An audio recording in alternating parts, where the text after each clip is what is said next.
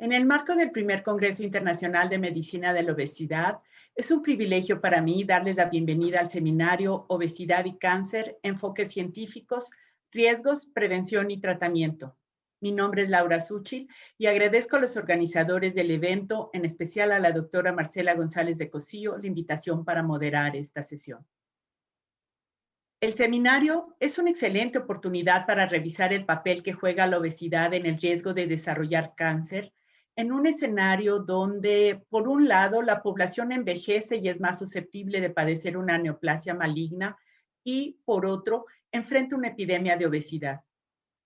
Para cumplir con los objetivos del seminario, contamos con la participación de 3 prestigiados especialistas que analizarán desde una perspectiva multidisciplinar la asociación entre obesidad y cáncer, así como los retos que conlleva el tratamiento de los pacientes con esta enfermedad que además presentan obesidad. El primer ponente es el doctor Jorge Tokunaga Fujigaki, director médico del Centro Oncológico Internacional Tijuana, quien nos hablará de la radioterapia en el paciente con obesidad. Se sabe que la selección del tratamiento contra el cáncer está afectada por la obesidad que impacta la toxicidad de los antineoplásicos, favorece las complicaciones quirúrgicas y requiere de más tiempo de planificación de la radioterapia y mayor tecnología. A continuación, el doctor Miguel Farías Alarcón, coordinador de cirugía robótica del Centro Médico Nacional 20 de noviembre, presentará la ponencia Alimentación y Cáncer.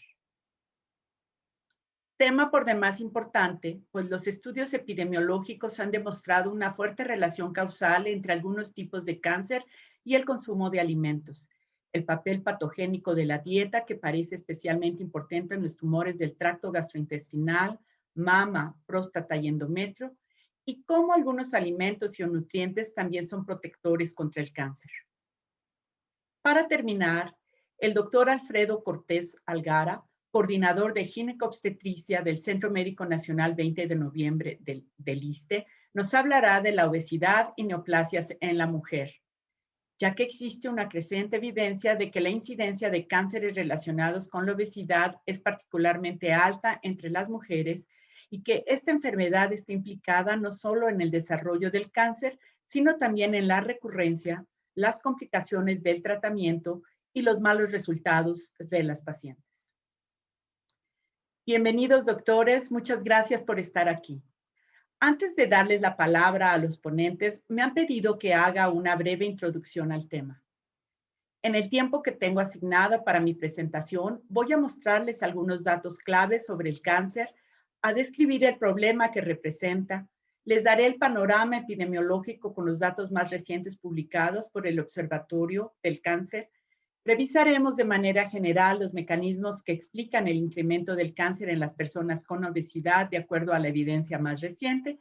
Y por último, les hablaré sobre las estrategias de prevención.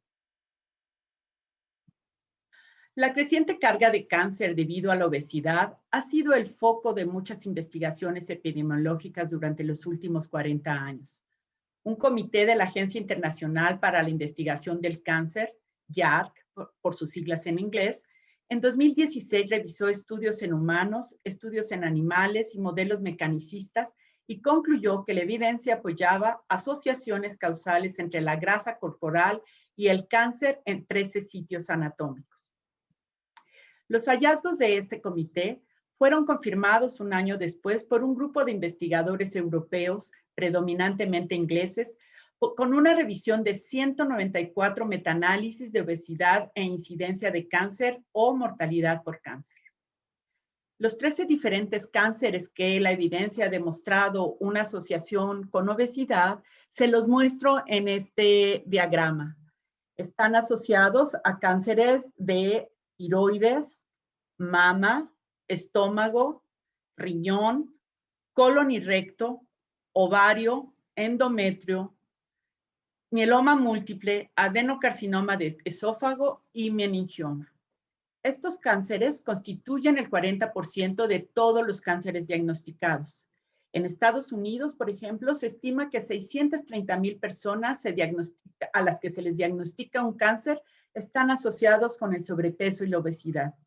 Aproximadamente el 55% de todos los cánceres diagnosticados en mujeres y el 24% de los diagnosticados en hombres también se asocian con obesidad. Aproximadamente 2 de cada 3 de estos tumores ocurren en adultos de 50 a 74 años. La mayoría de los cánceres asociados con el sobrepeso y la obesidad aumentaron entre 2005 y 2014. En esta tabla se resume la evidencia de la asociación entre el cáncer y la obesidad. Los autores la han dividido en 3 grados o en 3 niveles de convencimiento de que la evidencia es suficiente. Tenemos así que la mayor evidencia con riesgos relativos arriba de 3 están para los tumores de esófagos y de útero, mientras que hay una evidencia moderada con riesgos relativos entre 1.5 y 2.99 para tumores como los gástricos, el páncreas, el riñón y el mieloma múltiple. Las evidencias son menores en el colon y recto y en la mama en la etapa postmenopáusica.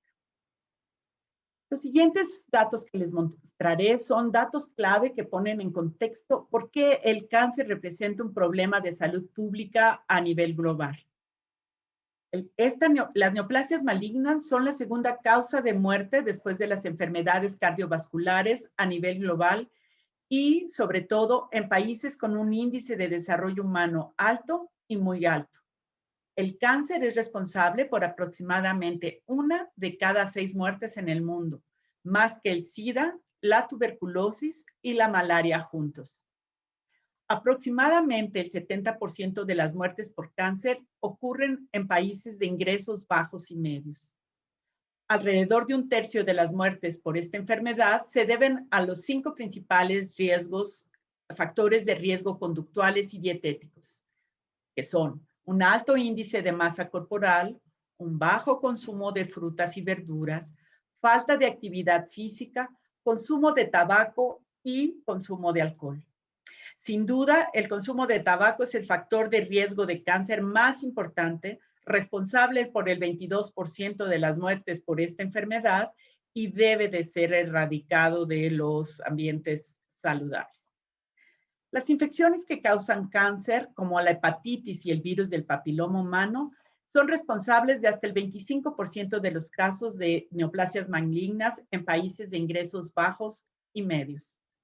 La presentación de las etapas tardías y el diagnóstico y tratamiento inaccesible son otros de las situaciones más importantes relacionadas con el cáncer. En 2017, por ejemplo, solo el 26% de los países de ingresos bajos reportaron tener servicios de patología, un servicio que es indispensable y que debe de estar disponible para el diagnóstico de esta enfermedad. Más del 90% de los países de ingresos altos informan que los servicios tienen servicios para el tratamiento disponibles tanto a nivel público como privado, en comparación con menos del 30% en los países de ingresos bajos. El impacto económico es otro tema que hay que abordar cuando se habla cuando se habla de cáncer. Este es muy significativo y aumenta cada año. En 2010 se hizo un cálculo aproximadamente de 1.2 billones de dólares en Estados Unidos. Y por último, otro de los datos claves indispensables para el control del cáncer son los registros de cáncer. Pero solo 1 de cada 5 países de ingresos bajos y medios tienen los datos necesarios para impulsar políticas públicas contra esta enfermedad. Ahora vamos a poner en contexto cuál es el problema del cáncer basados en las cifras en la epidemiología. Se ha estimado que en 2018 fallecieron 9.6 millones de personas debido a neoplasias malignas.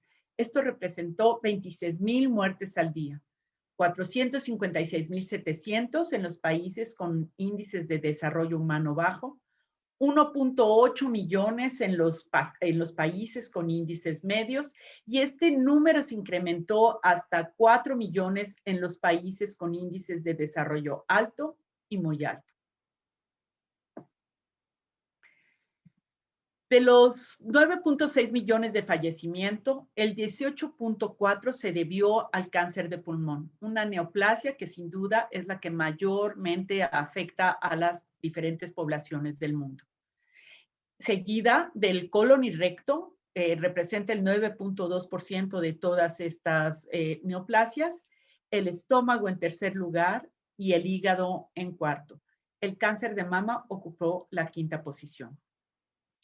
Cuando vemos esta distribución en hombres y mujeres, el pulmón, los cánceres de pulmón siguen siendo la primera causa de mortalidad en los varones, mientras que en las mujeres, como es de esperar, el primer lugar lo ocupa el cáncer de mama.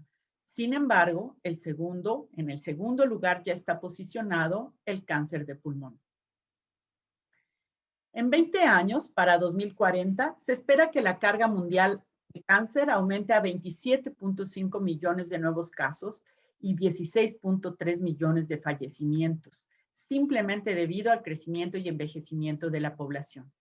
Sin embargo, la carga futura del cáncer probablemente sea mucho mayor, considerablemente mayor, debido a la creciente prevalencia de los factores que aumentan el riesgo, como fumar, las dietas no saludables, la inactividad física, la reducción en el número de embarazos. Los tumores relacionados con estos factores, como los cánceres de pulmón, de mama y colorectal, ya están actualmente aumentando en los países que están presentando una transición económica. Una tendencia que seguramente continuará si las medidas preventivas no se aplican ampliamente. Los tumores más diagnosticados, tanto en hombres como en mujeres, pues son los que teníamos en la incidencia. Tenemos en el caso de los hombres, otra vez, al cáncer de pulmón como el tumor en los casos nuevos más frecuentes, con un 14.5 del total de los estimados para el mundo, mientras que en las mujeres sigue siendo el cáncer de mama el que ocupa el primer lugar. Los factores que contribuyen a las diferencias en la incidencia y mortalidad por cáncer entre países incluyen variaciones en la estructura de edad, prevalencia de factores de riesgo y disponibilidad y uso de servicios preventivos, pruebas de detección temprana y tratamientos de alta calidad. Muchos de estos factores están fuertemente influenciados por el nivel de desarrollo. En cuanto a nuestro país, les voy a enseñar solo dos láminas. En 2018 fallecieron por cáncer en México 85.616 personas de ambos sexos y de todas las edades. Y se registraron 190.667 casos nuevos. El tumor más frecuente es el cáncer de próstata, el cáncer de mama, perdón, ocupando el 14.3% de todos los tumores diagnosticados, seguido por los cánceres de próstata con un 13.1%. La verdad es que están muy, muy cerca. Le sigue el cáncer de colon, el cáncer de tiroides y en quinto lugar están los cánceres del pulmón. En cuanto a los mecanismos, ha habido un gran interés y progreso en la definición de los complejos mecanismos por los cuales el peso afecta el riesgo del cáncer, el pronóstico y la supervivencia. Los mecanismos más comúnmente citados incluyen alteraciones sistémicas en las hormonas sexuales, la vía insulina-glucosa y los efectos directos e indirectos de cambios en otros marcadores metabólicos, inflamatorios e inmunomediados. Dichas alteraciones pueden afectar las vías cancerígenas conocidas como mTOR y PI3K y tener efectos procarcinogénicos en el microambiente tumoral. Las teorías más recientes están explorando la importancia de los efectos locales del tejido graso que pueden promover el desarrollo de tumores. Existe una creciente evidencia de que la inflamación es un mecanismo central y reversible a través del cual la obesidad promueve el riesgo y la progresión del cáncer. Hallazgos recientes sobre las alteraciones asociadas a la obesidad en el microambiente y los mecanismos locales y sistémicos, a través de los cuales estos cambios influyen en el crecimiento tumoral. A nivel local, la hiperadiposidad se asocia con la función alterada del tejido adiposo, la muerte de los adipocitos y la inflamación crónica de bajo grado. La mayoría de las personas obesas albergan tejido adiposo inflamado que se asemeja al tejido lesionado crónicamente con infiltración y remodelación de células inmunitarias. En este ambiente local claramente alterado, se encuentran varios cambios fisiopatológicos que pueden promover los cánceres de varias localizaciones, pero sobre todo se ha descrito para el cáncer de mama. Consecuentemente, se piensa que la inflamación del tejido adiposo se asocia con un peor pronóstico en pacientes con cáncer en esta localización. Es importante destacar que el peso de los adultos no es el único factor determinante del vínculo entre la obesidad y el cáncer. También se ha observado que el sobrepeso en la juventud y en la adultez temprana aumenta el riesgo de muchos cánceres posteriormente. Con una tendencia global hacia las tasas más altas de obesidad infantil y obesidad en adultos jóvenes, se puede presagiar una carga aún mayor de obesidad y cáncer a medida que los adultos viven más tiempo con sobrepeso y obesidad. Esta observación enfatiza la importancia de revertir la tendencia actual del aumento de las tasas de obesidad en los niños y adultos jóvenes. Para reducir la carga del cáncer, voy hacia el final de mi presentación, hay 3 estrategias. La primera, del 30 al 50% de los cánceres se pueden prevenir transformando los estilos de vida saludable, evitando los factores de riesgo y implementando estrategias de prevención basadas en la evidencia, se podría reducir el número de casos nuevos por esta enfermedad. Desde luego, la detección temprana del cáncer y el tratamiento son indispensables para desarrollar estrategias que favorezcan el control de las neoplasias malignas a nivel poblacional. Y existe la probabilidad, la supervivencia del cáncer ha incrementado importantemente en los últimos 30 años, esto debido al desarrollo de nuevas terapias y de aumento en las capacidades de las instituciones. Por lo tanto, si los pacientes reciben un buen tratamiento y al tiempo, tendrán alta probabilidad de curarse.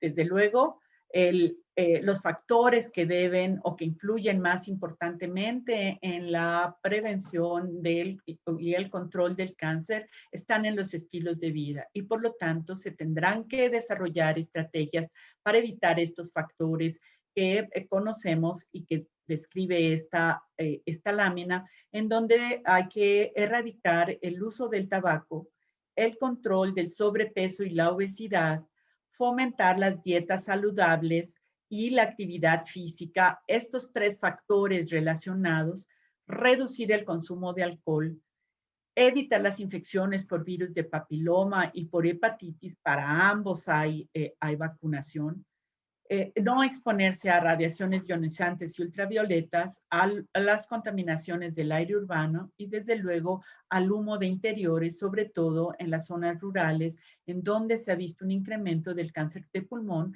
asociado a humo del agua.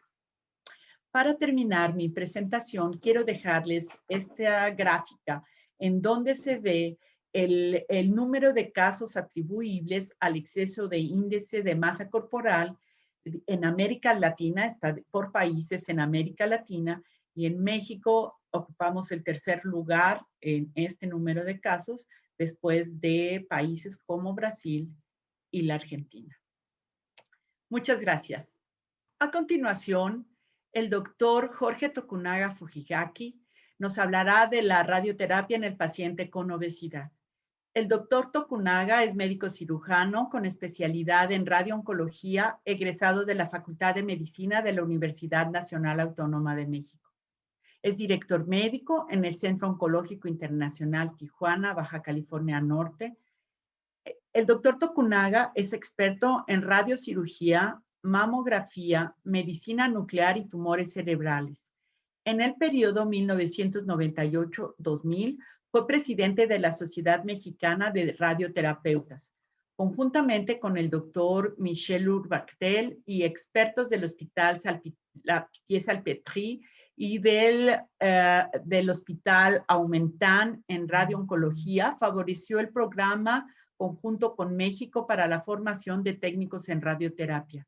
Ha sido docente de pre y posgrado en medicina y publicado diversos artículos en la materia de su especialidad. Doctor Takunaga, bienvenido. Gracias por aceptar la invitación.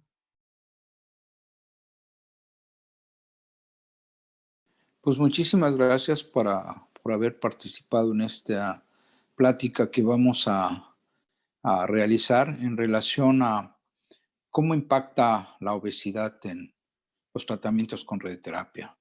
Vamos a seguir ahorita una secuencia de información para que ustedes estén totalmente inmersos en la complejidad que es para nosotros el reto de obesidad y cáncer y el tratamiento con radioterapia. Entonces, nosotros veíamos aquí que la radioterapia está implícito dentro de los tratamientos principales en el paciente oncológico. Está cirugía, está el tratamiento médico y obviamente que está radioterapia.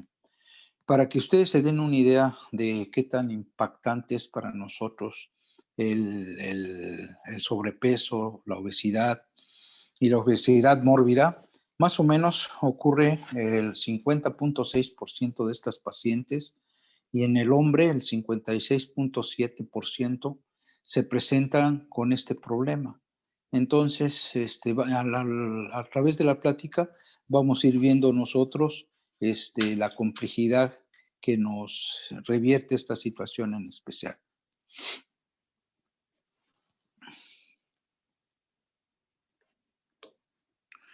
La doctora Sochi ya habló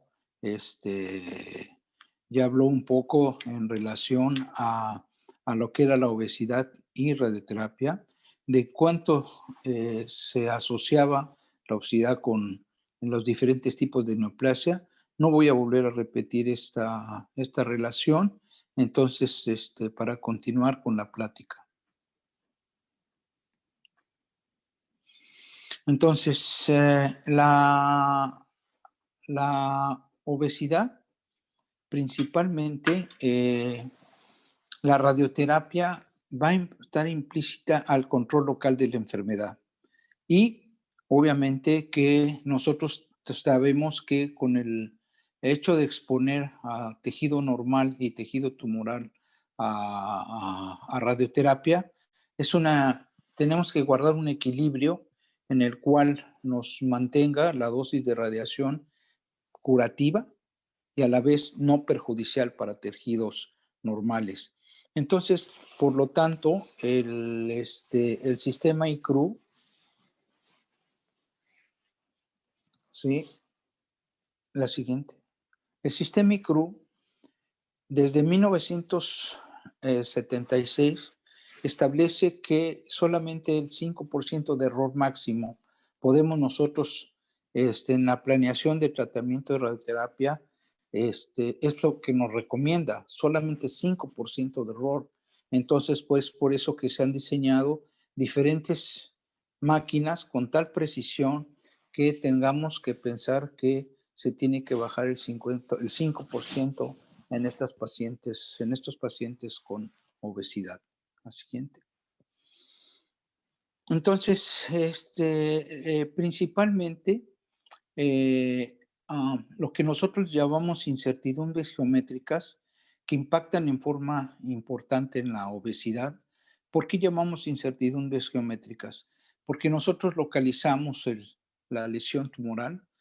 Supongamos en el lado izquierdo ustedes están viendo una lesión en pulmón, en donde nosotros estamos haciendo un contorneo y viendo los órganos que en riesgo y los órganos críticos en los cuales pueden no recibir una radiación lo suficientemente para poder dañar la función del órgano crítico.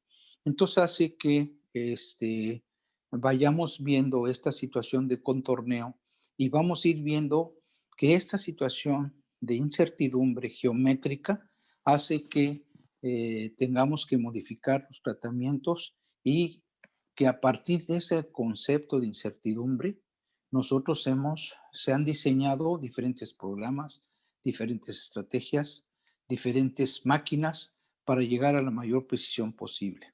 La siguiente.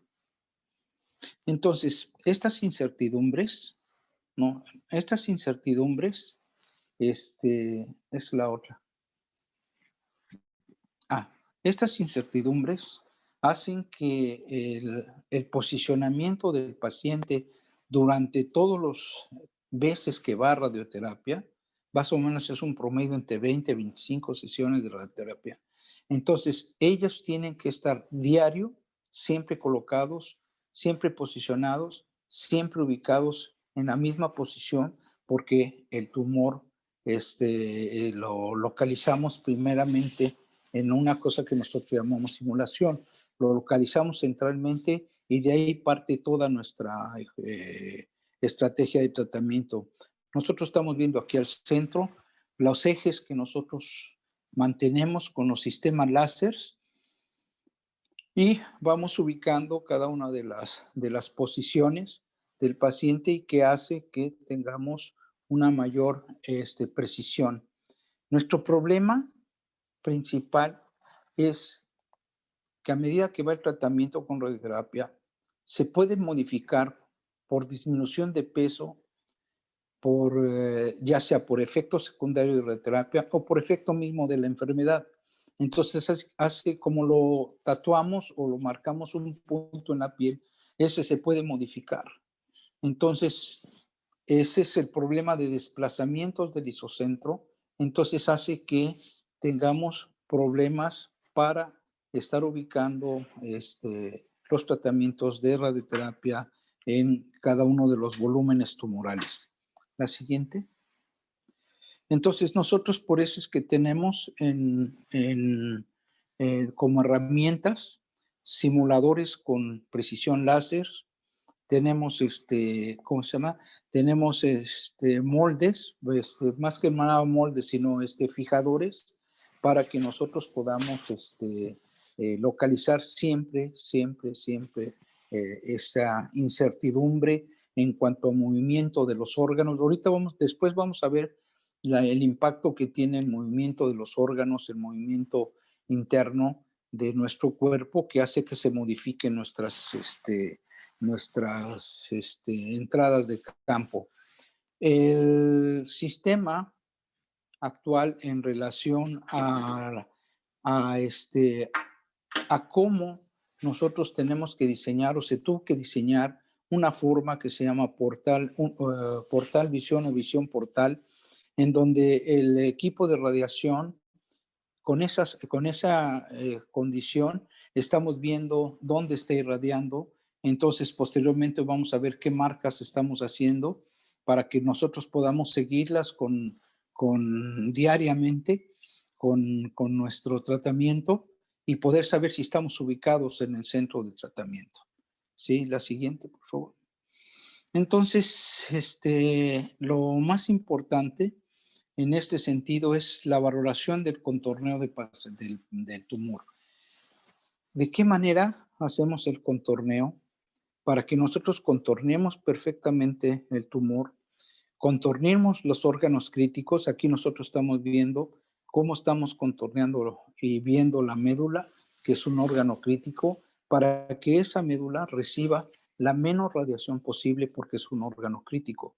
O si tuviéramos el corazón, también. Y entonces nosotros vamos de la mano en la región, entonces anatómicamente posicionamos el tumor y lo vamos posicionando en relación a los órganos que están alrededor y de qué manera vamos a tener que diseñar el tratamiento, si son con 3, 4, 5 campos o arcos planares o diferente tipo de esquemas de radioterapia para poder evitar órgano crítico y que la mayor parte de radiación llegue al tumor. Es por eso que hemos echado a andar nosotros de la mano las imágenes con PET, imágenes con resonancia magnética que se llaman run-off, en donde nosotros podemos saber la difusión del agua sobre el tejido y que podemos perfectamente dimensionar y aislar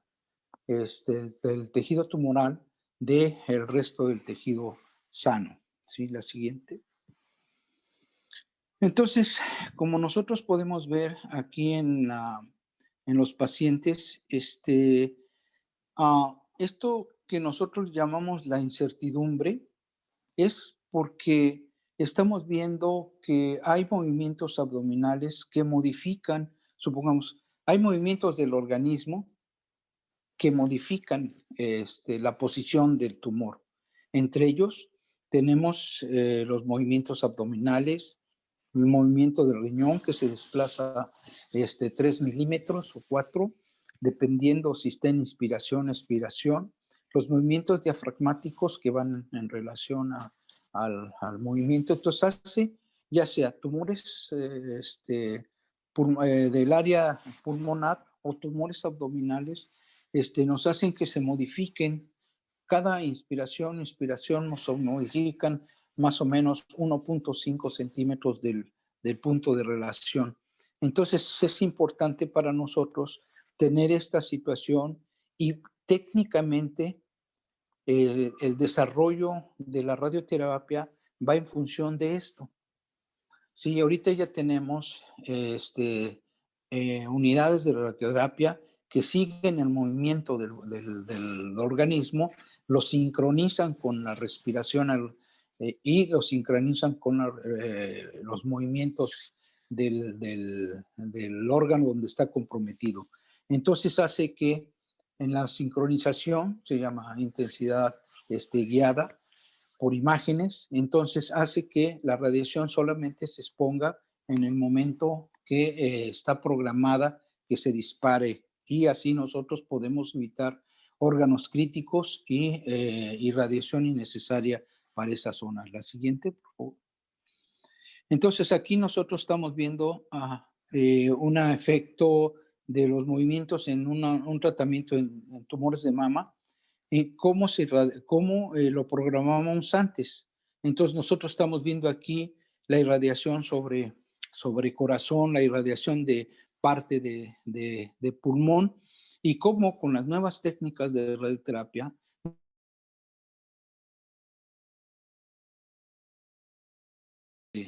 del pulmón y irradiar el menos pulmón posible y solamente quedar la irradiación en la localización del tumor. Es por eso que en el paciente obeso o la paciente obesa, supongamos aquí que es un tratamiento de cáncer de mama, muchas de ellos ya tienen mamas grandes, entonces tenemos que trabajar con diferentes energías para poder alcanzar una distribución de la dosis de radiación sobre el tejido mamario y sobre la parte que mayor compromete el tumor mamario. Entonces hace que nosotros tratemos de igualar o dañar el menos órgano crítico posible. La siguiente. Entonces, para esta situación en especial, se diseñan desde, ¿cómo se llama? Se diseñaron los colimadores de radiación, los que conducen la radiación sobre el tubo y dan sobre el paciente, unos colimadores que se llaman colimadores multihojas. Entonces aquí estamos viendo de cómo se van colimando las multihojas, el movimiento de multihojas. Primero eran fijos, entonces era tratamiento fijo, y entonces íbamos nosotros en el movimiento del paciente o los diferentes campos de tratamiento y se modificaban las hojas para poder nosotros proteger el resto del tejido y solamente irradiar la zona tumoral. Entonces, con esta situación, ahora ya son colimadores multihojas dinámicos, en donde los podemos utilizar en un arco de 360 grados y ellos se van modificando en relación a las estructuras anatómicas del cuerpo e ir protegiéndolos. Entonces, por lo tanto, nosotros llegamos a disminuir las incertidumbres y sobre todo esas incertidumbres de los movimientos internos de los órganos, de cómo y de qué manera lo vamos compensando en el paciente obeso. El paciente obeso pierde peso, pierde grasa durante el tratamiento, entonces tenemos que hacer modificaciones más o menos cada 3 3 por semana. Eso se llama radioterapia adaptativa. Entonces, adaptamos la radioterapia en relación al tumor y en relación al cuerpo del paciente, ¿sí? Porque si el paciente baja de peso, obviamente que el punto de referencia de la piel al tumor se modifica, entonces hace que tengamos que hacer este tipo de modificaciones a través de estos colimadores que se llaman colimadores multihojas. La siguiente, por favor. Entonces, de acuerdo al ICRU, ¿sí? Nosotros tenemos algunos mensajes ahí y podemos definir cómo está nuestro tumor, si el tumor está clínicamente, cómo lo estamos tratando y todo lo que está alrededor de él ya está bien definido a través del ICRU, que es, la Comisión Internacional de Unidades de Radiación, el ICRU, hace y nos define cada uno de nuestro posicionamiento y cada uno de los órganos críticos, cuánta radiación está recibiendo. Entonces, por lo tanto, nos define cuál sería el mejor método de tratamiento en estos pacientes. Entonces, un paciente delgado no va a poder cambiar mucho su masa corporal, pero un paciente obeso sí la cambia. Entonces hace que nuestros movimientos, nuestro enfoque de estrategia de tratamiento totalmente tengamos problema en su desarrollo. La siguiente. Eso es lo mismo, ¿no? En más que nada de relacionar el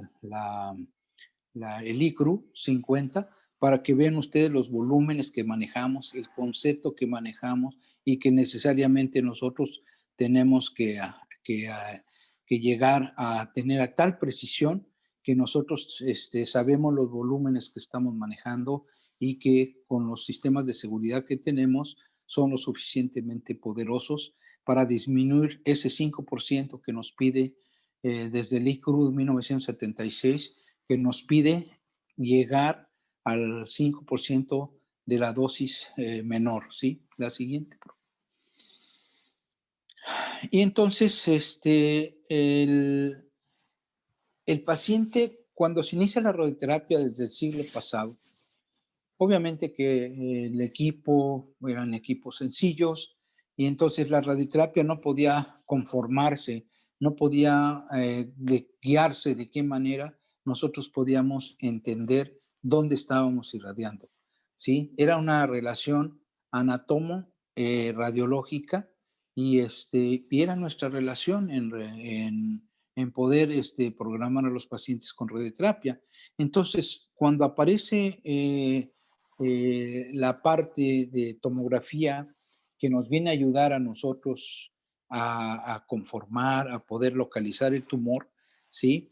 Hace que esto nos ayude a nosotros hablar de la radioterapia conformada. Y después viene otra situación especial en lo que es la intensidad modulada, en donde vamos modulando la dosis de radiación dependiendo del movimiento que tiene y dependiendo de los órganos críticos y dependiendo de la incertidumbre de los movimientos internos del cuerpo humano. ¿Sí? La siguiente. Y hasta donde nosotros llegamos es precisamente a la 4D.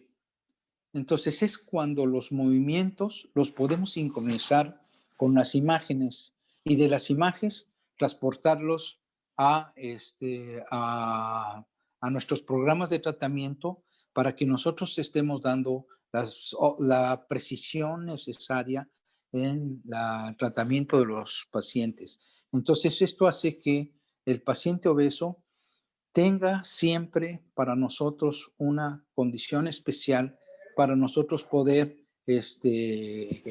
¿cómo se llama? Para nosotros poder precisar la dosis de radiación.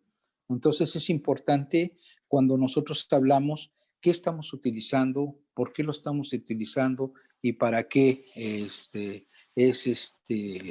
la radioterapia. Entonces, la radioterapia en casi un siglo es uno de los avances más importantes de de la tecnología en base a que se fue dando o las imágenes nos permitieron a nosotros hacer un tratamiento específico con precisión importante y yo creo que vamos a ir de la mano todavía mucho con mayor precisión, utilizando otro tipo de energías.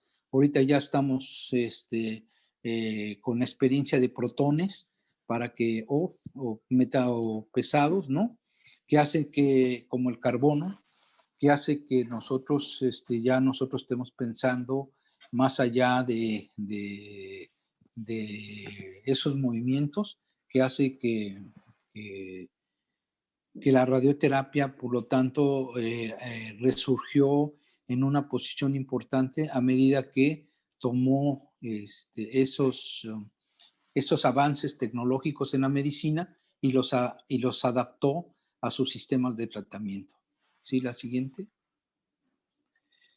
Pues es más que nada darle las gracias y agradecerles el tiempo que tuve con ustedes en poder comunicar esta breve charla en relación a radioterapia y obesidad, en la cual me puso retos para pensar qué tenía yo que platicar con ustedes en relación a este reto que para nosotros es obesidad, pues sí, un poquito sobrepasado de peso, pero cómo lo hacíamos. Y entonces estamos viendo cómo estratégicamente nosotros ya estamos pensando en cómo tratar de trabajar con la mayor precisión posible.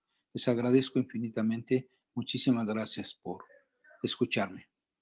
Para seguir con el programa, el doctor Miguel Farías Alarcón nos presentará la ponencia Alimentación y Cáncer. El doctor es médico cirujano con especialidad en cirugía general y en cirugía oncológica. Es un médico certificado en cirugía robótica. Ha sido jefe de residentes del ISSSTE, jefe de la División de Padecimientos Neoplásicos y Proliferativos y actualmente es el coordinador de cirugía robótica en el Centro Médico Nacional 20 de noviembre. Pertenece a la Sociedad Mexicana de Oncología y a la de Cirugía. Ha realizado actividades docentes y de investigación. Cabe destacar que el doctor Farías Alarcón recibió un reconocimiento nacional del instituto por haber participado en la Brigada de Apoyo Médico en la inundación de Tabasco en 2007. Doctor Farías, muchas gracias. Bienvenido. Hola, ¿cómo están todos? Mi nombre es el doctor Miguel Arnoldo Farías Alarcón. Soy cirujano oncólogo. Gracias por la oportunidad del Instituto Latinoamericano de Sobrepeso y Obesidad para dar esta pequeña charla en lo que se refiere a la relación que hay entre alimentación y cáncer. Es muy difícil realmente en tan poco tiempo tocar este tema. Sí, es un tema interesante y bueno, me doy paso con la presentación de las diapositivas. Bueno, este seminario de obesidad y cáncer va a estar como moderadora la doctora Laura Bernal y pues un servidor va a hablar un poquito de la relación que tiene la alimentación con el cáncer. El objetivo principal de esta charla pues es determinar la influencia que tienen los alimentos en la génesis del cáncer, ya que como todos sabemos, pues tiene gran importancia la forma en que nos alimentamos o la preparación de los alimentos que consumimos con una probabilidad de generar algunos tipos de cáncer. Definiendo como nutrición, bueno, yo creo que esto lo van a escuchar mucho en las charlas en este simposio, pues la nutrición es el proceso por el cual los organismos vivos utilizan los alimentos para obtener energía y, bueno, los nutrientes para su crecimiento y desarrollo. Y si definimos como tal que es un nutriente, pues es una sustancia bioquímica que proviene de los alimentos, que se obtiene a través de un proceso fisiológico, da diferentes reacciones bioquímicas en cuanto a la ingestión, la digestión, la absorción, el metabolismo y la eliminación. Pero al momento de la digestión y la absorción y del metabolismo de estos alimentos, todo se elimina, todo lo obtenemos. Hay algunos factores o algunos procesos de estos nutrientes y que pudieran generar algún trastorno o alguna alteración celular, pues es difícil encontrar una relación específica entre alimentación, nutrientes y cáncer, ya que los alimentos pues tienen muchas sustancias que pueden aumentar y también hay otros alimentos que pueden disminuir la probabilidad de cáncer en un ser humano. La mayoría de las personas comen y beben diferentes alimentos y bueno, esta interacción entre cáncer y alimentación nutriente pues son difíciles de estudiar y bueno, así como también los efectos de los alimentos pues pueden variar dependiendo de la cantidad en que se ingieran. Algunas investigaciones muestran que la preparación de los alimentos también pueden influir tanto en el riesgo para desarrollar cáncer como en el beneficio para para no desarrollar cáncer. Tenemos que tomar en cuenta que el cáncer pues, es la segunda causa de muerte en los países desarrollados y su incidencia va aumentando de acuerdo con la edad y la dieta pues, puede ser causante de por lo menos hasta el 30% de los casos.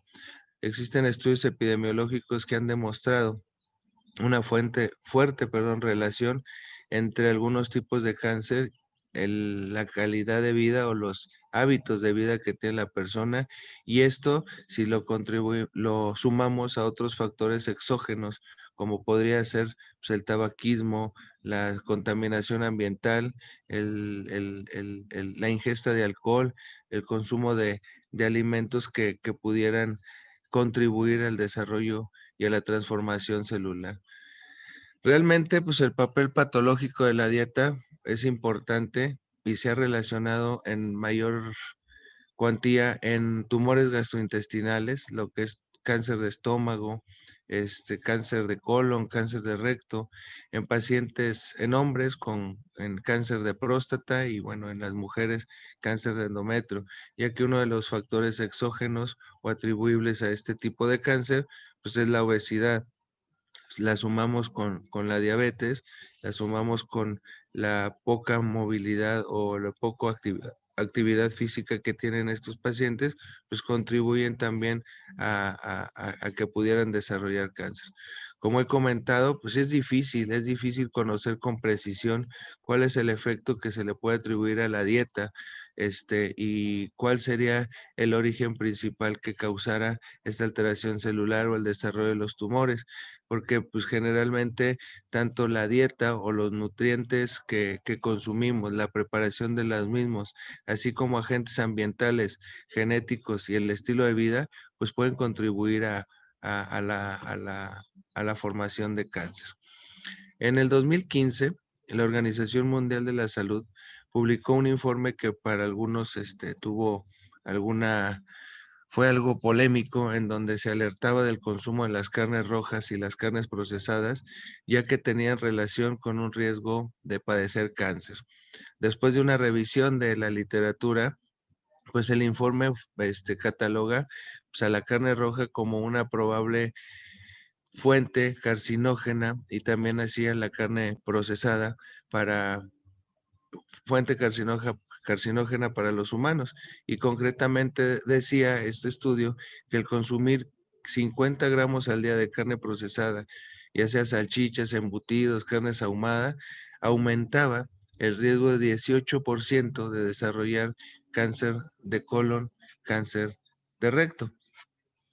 En la dieta, pues podemos encontrar diversas sustancias que tienen relación con el cáncer. Por ejemplo, en relación a esto que estaba hablando de algunos productos, ¿sí? Las micotoxinas, que estos son compuestos producidos por mohos. Estos mohos se encuentran en algunos hongos que se almacenan en el maíz, en el algodón, los cacahuates. Perdón, las más conocidas son las aflatoxinas. Estas aparecen en malas condiciones en algunos alimentos como cereal, frutos secos y, bueno, los han considerado como carcinógenos hepáticos potentes en la actualidad. Entonces, si nos ponemos a ver uno por uno los alimentos que día a día consumimos, pues en resumidas cuentas vamos a decir, pues todos los alimentos que consumimos pudieran generar cáncer, Pues aquí no es tanto eso, sino es la cantidad, la forma de presentación y bueno, también ahorita como vamos desarrollando el tema, vamos a observar que algunos medicamentos, que algunos alimentos con diferentes tipos de consumo también nos pueden ayudar como prevención o como mantenerlos como una conducta diaria en nuestra dieta para prevenir o disminuir el riesgo de cáncer. Otros compuestos como los compuestos nitrosos, las nitrosamidas o las nitrosaminas, también estos se han considerado importantes formaciones o relacionado a la formación de cáncer, ya sea aquí a la transformación en cuanto a los nitritos en el tubo digestivo a partir del nitrato y también pueden contribuir a la formación de algunos padecimientos neoplásicos. En algunas investigaciones se ha probado que la alimentación con alto elevado de contenido de carne podría asociarse a riesgo de cáncer gástrico, como lo habíamos mencionado, y de ahí el comentario que también la cantidad y la preparación influyen mucho. En nuestro país, en México, hay en muchos estados de la República donde el consumo de carne o carne asada, pues es algo tradicional y de fin de semana. De ahí platicando con algunos colegas la frase o el decir, dime dónde vives en la República Mexicana y te diré el riesgo de cáncer que pudieras tener, porque sabemos que en las zonas del sur de nuestro país, pues la alimentación en basta es en frutas, verduras, mariscos, pescado. En cambio, en el norte de nuestro país, la cantidad de embutidos es mayor, la cantidad de carne roja es mayor. Entonces, pues la particularidad o potenciabilidad de tener algún tipo de cáncer gastrointestinal por el consumo excesivo de las nitrosamidas o nitrosaminas, pues es importante señalar. Hay algunos artículos que recomienda que cuando se va a consumir nitrosamidas o nitritos, pues se debe de acompañar con vitamina C para disminuir un poquito el efecto de estos alimentos. El problema es que en lugar de acompañarlos con vitamina C, en algunas partes de nuestro país, pues los acompañamos de tabaco o de alcohol, pues esto potencializa aún más el riesgo de poder tener cáncer. Y aquí no solamente cáncer gástrico de tubo digestivo, sino también pudiera ser cáncer de cavidad oral, de laringe, etcétera. Como les comentaba, aquellos lugares donde se consumen dietas ricas en alimentos ahumados, salados, pues presentan un riesgo alto de tener cáncer esofágico, de estómago, en sí de todo el sistema gastrointestinal. Y pues esto, como les decía, también se debe al contenido importante de hidrocarburos aromáticos policíclicos que tienen estos alimentos. Y como les comentaba, pues la ingesta de carnes rojas en nuestro país pues, se relaciona a fiestas, se relaciona a algunas veces algún alcohol, algún tabaco y bueno, la posibilidad de cáncer de cavidad oral, faringe, laringe, hígado, colon, mama, pues se puede relacionar. O sea, también los hábitos tienen mucho que ver, si combinamos el hábito de consumir este tipo de alimentos constantemente, la cocción de estos alimentos de una manera específica, más estos factores exógenos que les comentaba, pues potencializamos algunos tipos de cáncer. En general, pues hay una relación muy importante que es la dosis-respuesta y esa respuesta puede ser lineal, dependiendo con la frecuencia que se, que se consuman este tipo de alimentos. El riesgo por desarrollar cáncer pues realmente es importante.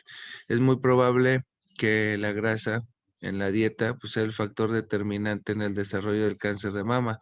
Está al igual como el cáncer de endometrio, tiene factores endógenos que pues, tiene que ver mucho con los patrones en relación a estrógenos y progestágenos, pero bueno, también tiene que ver con los factores exógenos como la alimentación, el tabaquismo y el consumo de alcohol. Una dieta rica en hidrocarburos de carbono, pues baja en grasas, podría disminuir el riesgo de cáncer de mama. Y en este mapa, bueno, estoy representando de alguna manera pues los alimentos que más se consumen en el norte, en el centro y en el sur del país. Entonces, viendo este mapa y con poco que hemos podido ahorita comentar, más en relación a las carnes rojas y ahumadas, pues podemos darnos una idea de qué estados de la República pues tendrían el riesgo de desarrollar cáncer, ¿sí? Como dice ahí, dime qué comes y bueno, sacaremos conclusiones. Si observamos que la alimentación en el norte del país es más vasta en este tipo de alimentos, pues no por nada tenemos los primeros lugares en obesidad en esa región del país, tanto en población adulta como en población infantil.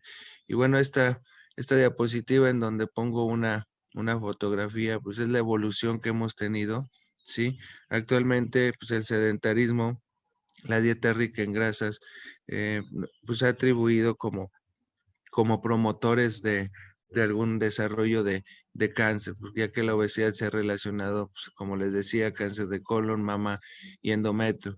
Con todo esto, pues hay alteraciones en la expresión genética y puede existir una proliferación celular y vamos desde una anormalidad en el ADN con una replicación celular anormal hasta una lesión precancerosa y una displasia que, como la mayoría de los casos de cáncer se inician de una forma asintomática, pues ya cuando el diagnóstico de estos padecimientos se establece, pues ya estamos en unas etapas 3, en unas etapas localmente avanzadas, lo que pues en algunas ocasiones nos permite hacer pocas cosas médicas, quirúrgicas para este tipo de paciente y pues lo que provoca es que pues disminuya la sobrevida y la calidad de vida de los pacientes. Y bueno, como les decía, componentes alimenticios con mucha grasa, el consumo de alcohol y el tabaco, pues esta combinación pues contribuye a la formación de células y replicación celular anormal. Y bueno, la obesidad, como vamos viendo, la obesidad, la grasa, el alcohol, pues contribuye a esto. A continuación les voy a poner una diapositiva en donde se han hecho estudios, de acuerdo al estudio del doctor Verdú, en donde hay riesgo probado, riesgo probable y riesgo posible del consumo de algún tipo de sustancia o alimento en la probable producción celular anormal y formación de cáncer. Por ejemplo, el alcohol. Hay alto riesgo ya probado en producir cáncer de cavidad oral, de faringe, de laringe, de esófago, de hígado, un riesgo probable de colon, recto y mama y un riesgo posible de pulmón. La sal, un riesgo probado de estómago, un riesgo probable de colon y recto y un riesgo posible de páncreas, mama, próstata y riñón. Esto, como lo comentaba con anterioridad, pues dependiendo de la frecuencia, la cantidad de estos productos, pues es lo que nos va a dar el riesgo probado y el riesgo probable. El huevo se ha relacionado con un bajo riesgo a cáncer de colon. Lo que son los cocinados, todo aquello que está muy cocinado, tanto carnes rojas, cáncer de pulmón, cáncer de colon, cáncer de recto, de mama y endometrio, pues un riesgo posible bajo en este tipo de alimentos. Algunos alimentos que son ricos en colesterol y leche y sus derivados, pues cáncer de próstata, riñón, colon y recto. Y bueno, algunas aflatoxinas, como lo había comentado con anterioridad, pues un riesgo alto de cáncer hepático, hepatocarcinoma, y bueno, la obesidad, un riesgo, un riesgo probable de cáncer de mama, riñón, un riesgo posible de colon, cáncer de recto. También tenemos que considerar que hay algunos alimentos que nos ayudan y que tienen un riesgo probado bajo, un riesgo probado probable y un riesgo probado posible. Por ejemplo, los vegetales pues tienen un riesgo probado bajo de cáncer oral, el riesgo probable en los vegetales un riesgo bajo de cáncer de mama, de laringe o vejiga y bueno, un riesgo posible de páncreas, hígado, ovario, cervix, próstata, tiroides y riñón.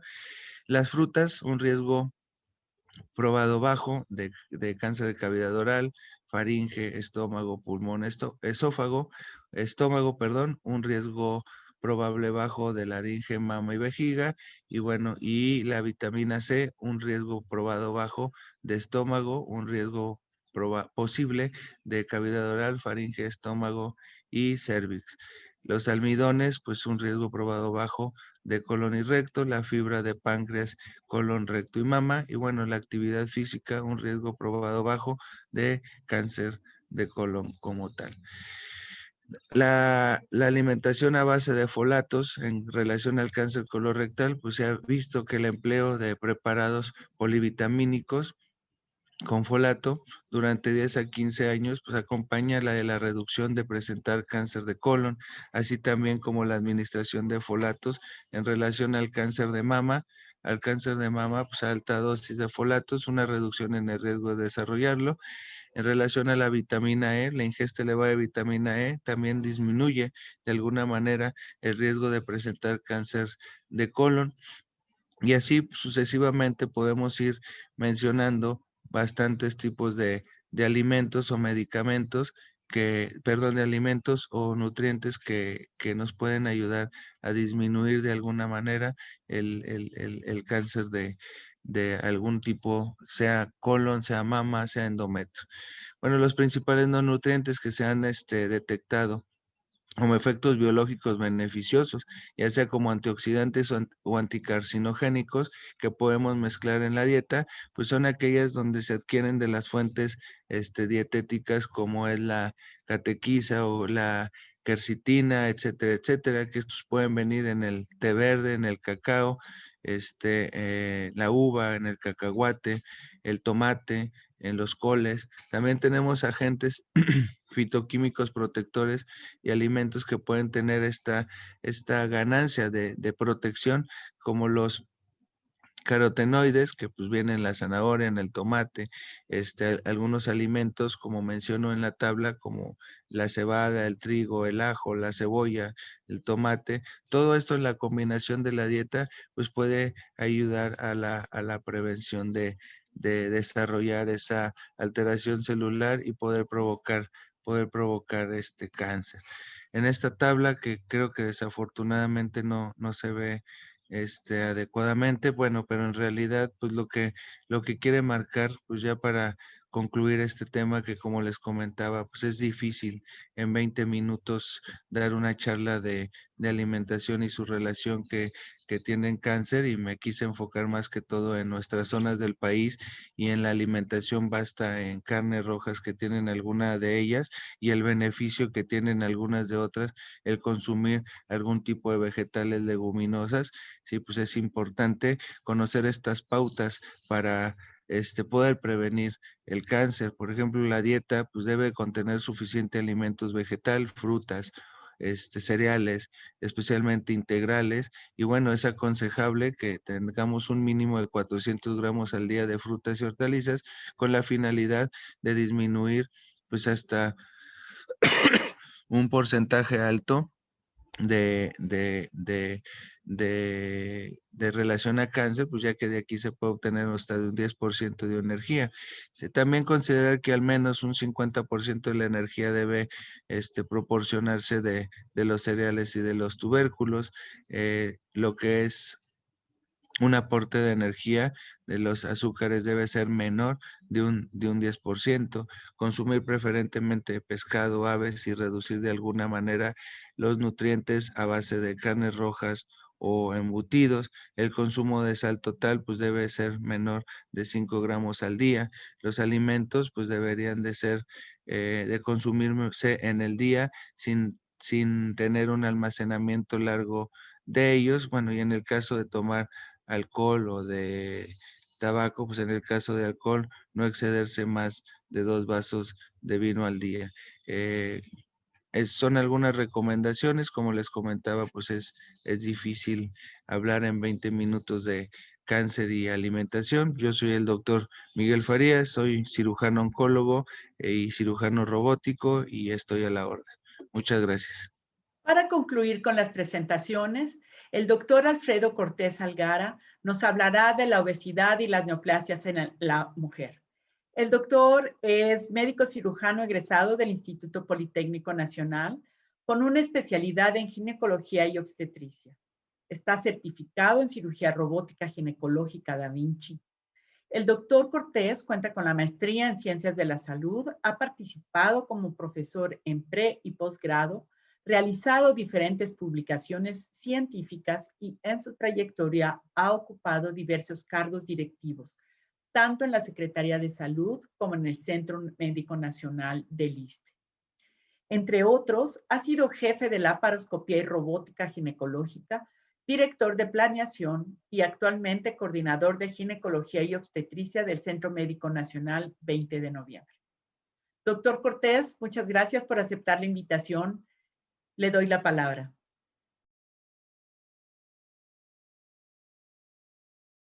Buenos días, yo soy el doctor Alfredo Cortés Algara, soy el coordinador de ginecología del Centro Médico Nacional 20 de noviembre y tengo el agrado de participar en este congreso y para mí es un honor y un privilegio el poder estar con ustedes, amigos del Instituto Latinoamericano de Sobrepeso y Obesidad.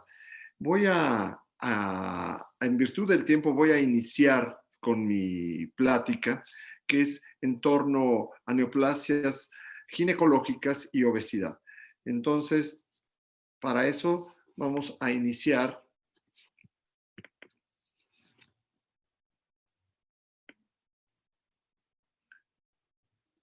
diciéndoles que la obesidad es un problema mundial y este problema mundial ha tenido un impacto en todos los niveles del conocimiento humano y esto nos ha llevado a tener que cambiar de actitud y de alguna manera en mi especialidad de ginecología y obstetricia esto es evidente. Por tal motivo, nosotros hemos tratado de ver esto como un problema que es de salud pública en nuestro país. Es muy evidente. En la encuesta nacional de salud 2018-2019 ya se demostró que la obesidad sigue siendo una de alta prevalencia en nuestro país. Se reporta que somos el segundo lugar a nivel mundial en obesidad de adultos, el primero en obesidad de niños, y esto nos va a llevar a un caos en el sistema de salud de no corregir esto, ¿sí? Se habla de que en México 1 de cada 3 niños tiene obesidad. Esto es muy, muy grave porque va a llevar a una serie de enfermedades asociadas a la obesidad y entre ellas están algunos padecimientos ginecológicos y neoplasias ginecológicas que son las que vamos a estar viendo en este breve tiempo en el que vamos a estar platicando. Para mí, quisiera yo iniciar con la siguiente. Nosotros en esta encuesta nacional de salud, nosotros podemos ver cómo está señalado aquí en las mujeres y estamos viendo la cantidad en miles y después el porcentaje de cómo se hizo esta encuesta y en el porcentaje vemos que existe un porcentaje relativamente muy importante por los grupos de edad en el que la mujer llega a tener obesidad.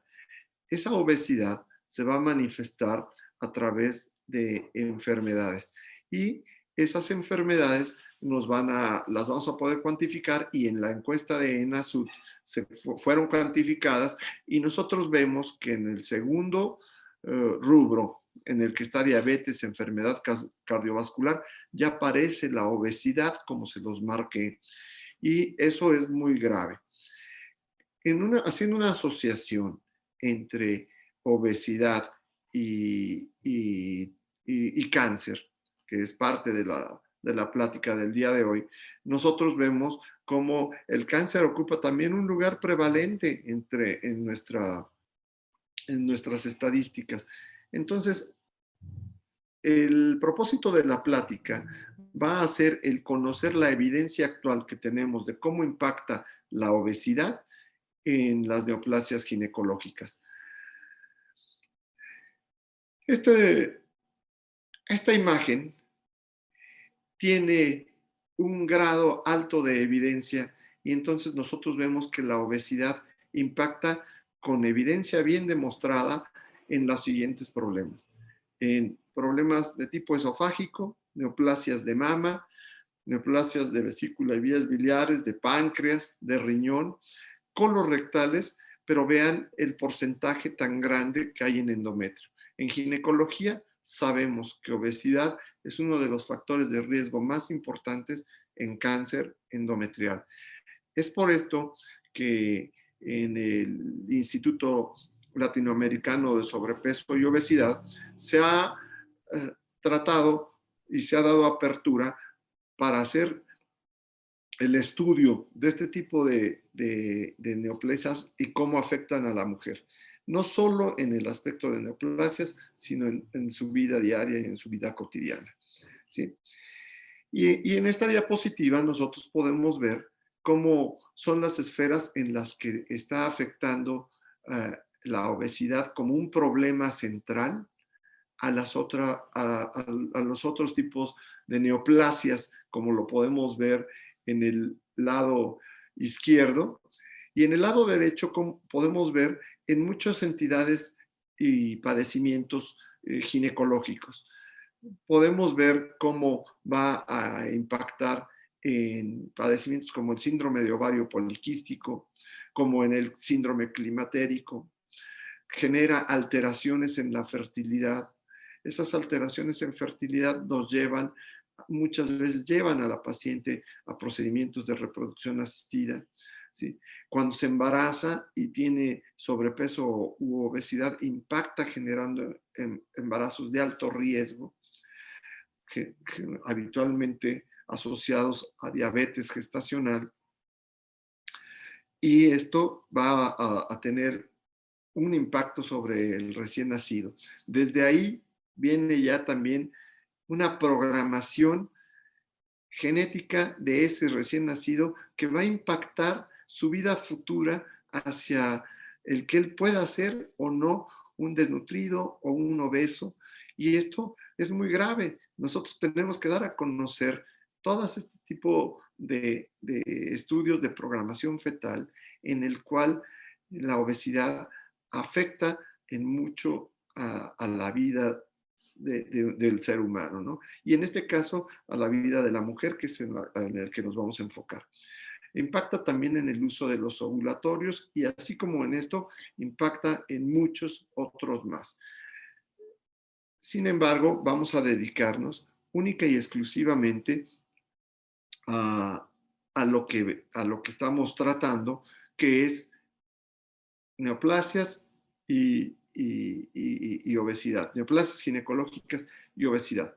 La neoplasia ginecológica que más frecuentemente vemos son los miomas uterinos. Los miomas uterinos son tan frecuentes que se habla que uno de cada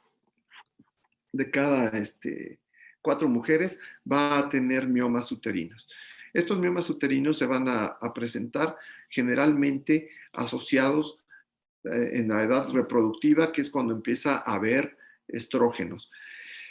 Entonces, al hacer una búsqueda en la cual queremos asociar estrógenos, miomas y obesidad, nosotros encontramos que la gran mayoría de los artículos no disponen de una evidencia contundente de que sea un factor de riesgo para el desarrollo de los miomas, pero sí podemos encontrar que todos coinciden y la gran mayoría de estos van a coincidir en que la obesidad está asociada a la biodisponibilidad de los estrógenos y que esta biodisponibilidad va a generar alteraciones a nivel de la insulinemia, de la resistencia a la insulina y de la disminución del metabolismo del estradiol.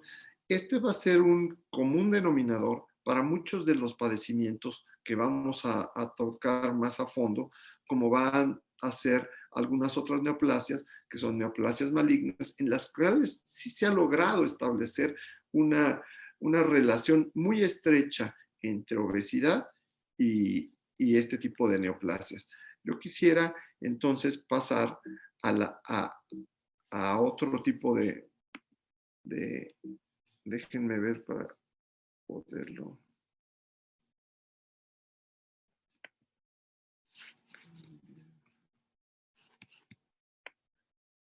Quisiera poderles decir que el adipocito es un órgano endocrino. El adipocito generalmente está asociado a varias producciones de diferentes sustancias como la adiponectina, la leptina, los estrógenos, TNF-alfa. Entonces, este adipocito sí se asocia a cáncer, a producción de sustancias que favorecen la aparición de diferentes tipos de cánceres, entre estos el cáncer de mama. Aquí se ha logrado establecer una relación entre la adiposidad y el riesgo de cáncer de mama. ¿Sí? Esto es importante que lo tomemos en consideración porque la relación existente no solo va a ser entre la causa, sino también entre el pronóstico. Y esta es una relación compleja en el que la asociación depende del índice de masa corporal, de la edad de la paciente, de la presentación del cáncer, si es en etapa premenopáusica o posmenopáusica, de cuándo se ha diagnosticado el cáncer, ¿sí? Y esto va a depender también del tipo de tumor y del tipo de receptores que exprese ese tumor, pero es un hecho que en el contexto de estas complejidades que llevan a la asociación entre cáncer de mama y obesidad, las revisiones y la evidencia existente habla de que sí existe una asociación importante y fuerte en el riesgo de desarrollar el cáncer. Tan importante que se han hecho estudios en los que se ve a diferentes etapas de la vida, diferentes composiciones corporales, que vamos a ver más adelante. Aquí básicamente lo que quise yo ejemplificar a ustedes es cómo el adipocito es un órgano endocrino y este órgano endocrino va a secretar muchas sustancias. Nos interesa en especial el estrógeno. ¿Por qué? Porque este va a ser el común denominador para muchas de nuestras patologías.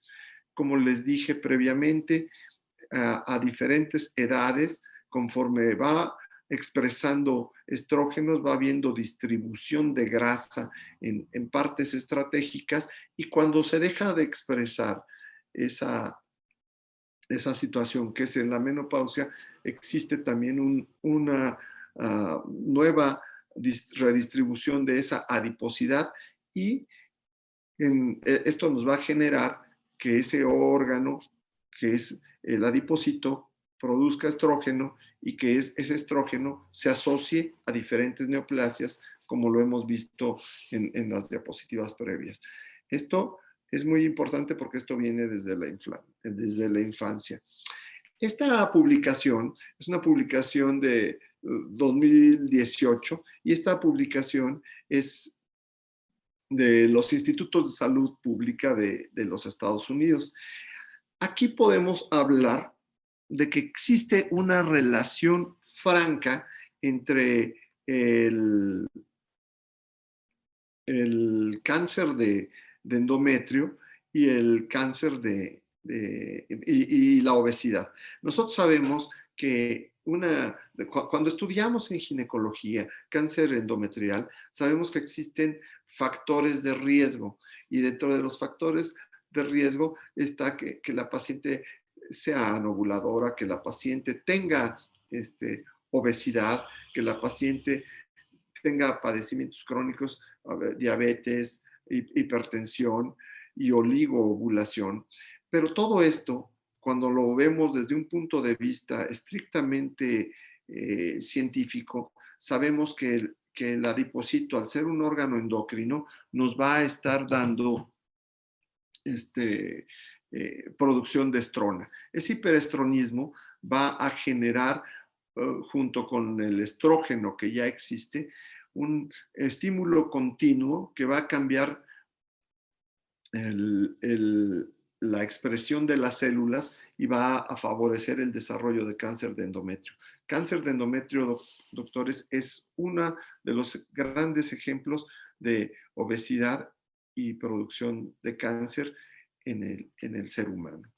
Otro de los ejemplos que nosotros tenemos que tener en estudio es la obesidad y el riesgo de cáncer de ovario. Esta es una revisión sistemática que se hizo, en el cual se busca la asociación entre cáncer de ovario y obesidad. Existieron algunas publicaciones que favorecían el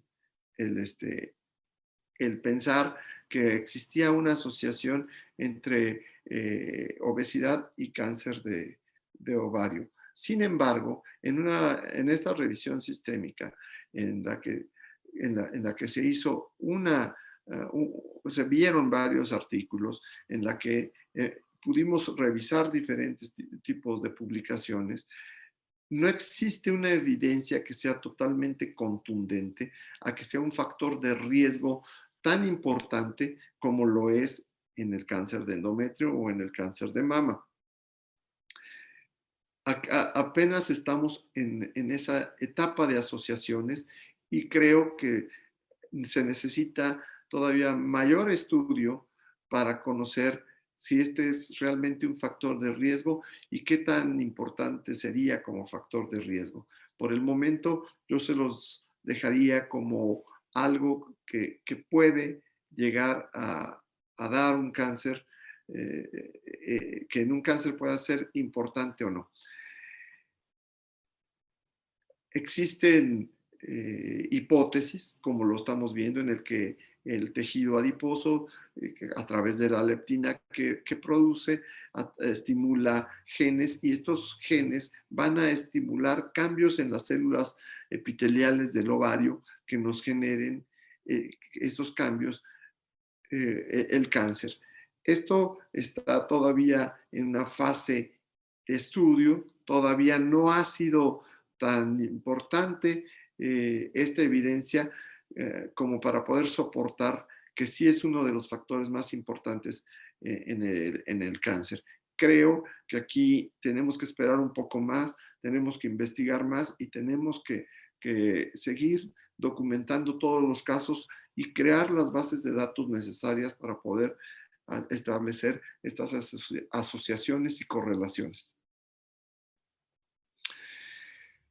Aquí en este breve tiempo que hemos estado hablando, nosotros hemos hablado acerca de algunos padecimientos ginecológicos, principalmente neoplasias, y cómo trabajar, qué tanta evidencia existe, cómo seguir trabajando esas líneas de investigación, pero también tenemos que hablar en algo que es sobre lo que está fundamentado el IPSO, en cómo prevenir e intervenir, cómo el sobrepeso va a actuar generando cáncer. Considero que es muy importante la labor que ustedes tienen y dentro de sus líneas de investigación el tomar en consideración lo que les acabo yo de mostrar como evidencia científica acerca de neoplasias ginecológicas asociadas a obesidad y la evidencia existente en estas. Tenemos evidencia bien definida en cáncer de endometrio en primer lugar, en cáncer de mama en segundo lugar y en otros padecimientos importantes como es el síndrome de ovario poliquístico. Esto es un hecho ya. Esto impacta económicamente a nuestra sociedad, muy importante en la salud del paciente, pero lo más importante es el tomar las acciones de prevención y de intervención para poder lograr disminuir este tipo de padecimientos que aquejan a nuestra población y que cada vez de acuerdo a la encuesta nacional de salud, van a ser más frecuentes. Entonces, es muy importante el seguir trabajando en estas líneas de investigación, ¿sí? Y bueno, pues el tiempo que me dieron es breve. Yo quisiera agradecer en especial a la doctora Marcela González de Cosío y a todos ustedes el tiempo que tuvieron para escuchar esta breve charla acerca de neoplasias y obesidad, y el dar esta breve pincelada acerca de este tema, que es un tema apasionante, que es un tema que afecta a nuestras mujeres y que es una responsabilidad de todos los que estamos en el sector salud conocer y prevenir. No sé si exista alguna duda que pueda yo disipar o con esto doy fin a mi charla. Hemos llegado al final de este interesante seminario. Hemos tenido 3 excelentes ponencias que han puesto en contexto lo que representa la obesidad y el cáncer. Hemos tenido la oportunidad de revisar desde una perspectiva multidisciplinar estos 2 problemas de salud pública que tenemos que atender y que seguramente en un futuro seguiremos trabajando en ello. Le agradezco a nuestros ponentes sus excelentes presentaciones. Les doy las gracias a ustedes por estar con nosotros en este seminario. Buenas tardes.